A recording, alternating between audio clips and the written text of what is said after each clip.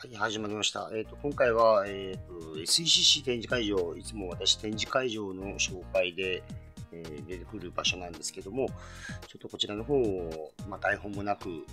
映してきたものを紹介してみようかなと思います。それというのも、展示会場というのは、その展示会の中の催し物次第で全然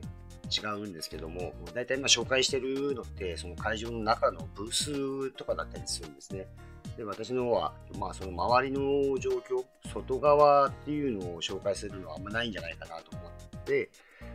周りの、周りというか、中の外側ですね。そういったものを少し見れると、展示会来られる方の参考になるんじゃないのかなと、勝手に思ったりしています。それでは、紹介してみます。こちらの方階段なんですけど、いきなり入り口から、いつもは正面門から撮ったりするんですけど、これはあえて、あえてというか、上から、展示会場、実は2階建て、もう少しあるのかな、2階に会議なんかできるところがあるんですね。そちらの方から今降りたところ、それでこちらの方が、VIP なんか迎え入れる正面になります。これは、いつものバイクの駐輪場ですね。ベトナムバイク社会なので、もう見渡す限りバイクだらけ。これ全体のマックスの20%ぐらいですね。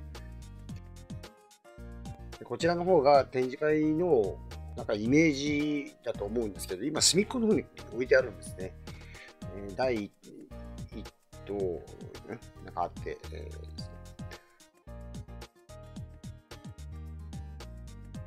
でこちらはもう昔からおなじみの会場の方なんですけども、今見えてるこちらの方は2020年コロナ前まであった会場なんですね。でその奥にずらーっと見えてるのは、あれが拡張された方になります。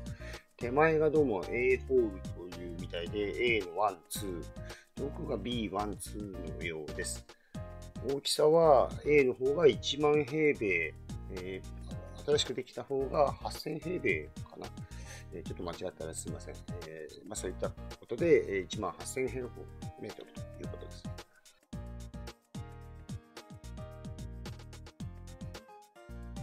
で、これ、その展示会場の外側の前の道、誰も紹介することがないであろう、この前の道ですね。こういう風な形になってて、もともと何もないとこだったので、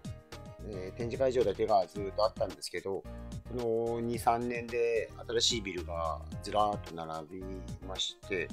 急にコンビニエンスストア、マクドナルドなんかもできたりして、すごい賑やかになってきましたね。でこの茶色いビルがアイビスという、展示会から一番便利なホテルなんですけども、コロナの時には隔離ホテルなんかになってたりしてました。その隣のホテル、カプリホテルかな。名前変わったかもしれないです。でこの下に焼肉屋なんかあるんで、結構展示会行くたびにこの焼肉使ったりはしますけども、非常に混むんで、12時過ぎてから行くと、相当並ぶことになるところです。で、このちょっとおしゃれなビル、これがパークソ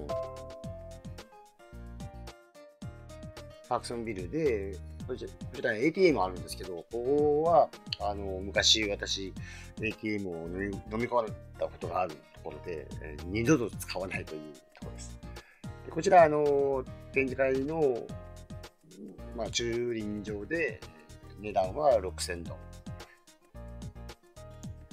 ちら展示会場の中入ると、だいたいこういったところで受付になってるんですね。で前は本当に何もなかったんですけど、今 ATM もあったりして、バインミー屋さん、サンドイッチ屋さんもあったりして、中には少しこう、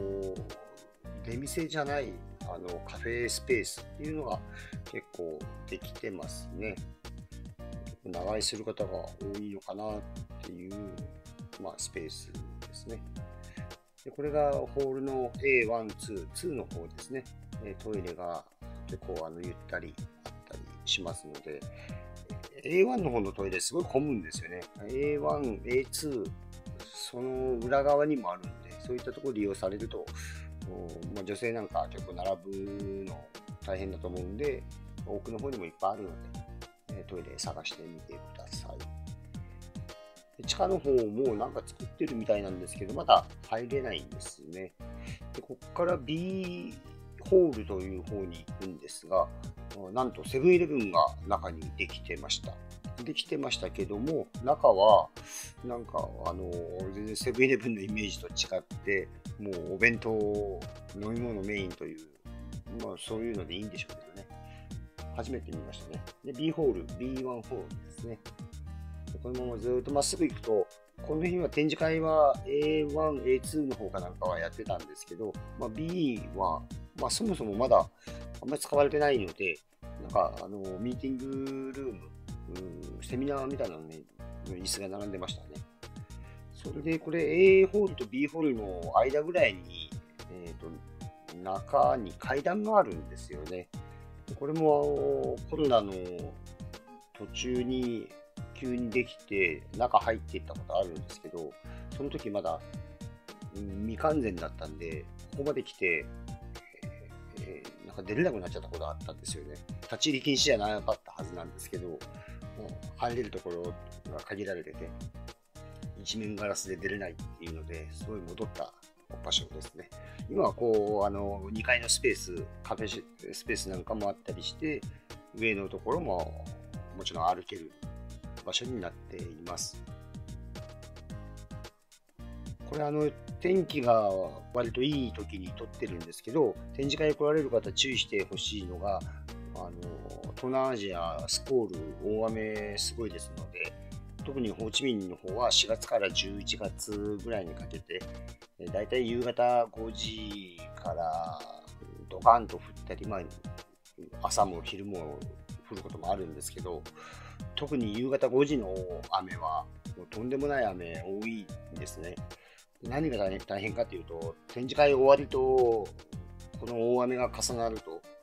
車もちろん捕まらないですし、捕まっても1区の中心部の方へ行くのに2回橋を渡らないといけないんですね。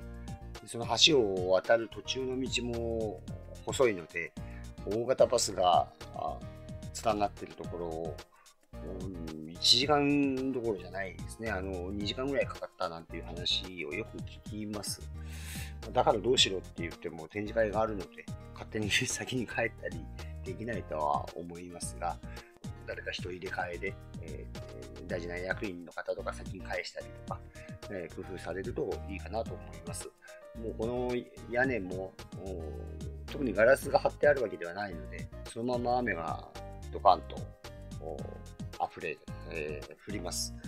こればっかりはどうしようもないので、方法としてはもう展示会に力入れるんであれば、この近くのホテル泊まるか、ここで、食事をしてから帰るっていうのがいいんじゃないかなとは思います。展示会の紹介、なんか役に立つことがあればなと思ってだらだらと話してみましたが、また何かいい情報があれば別で紹介できればと思います。それではありがとうございました。さようなら。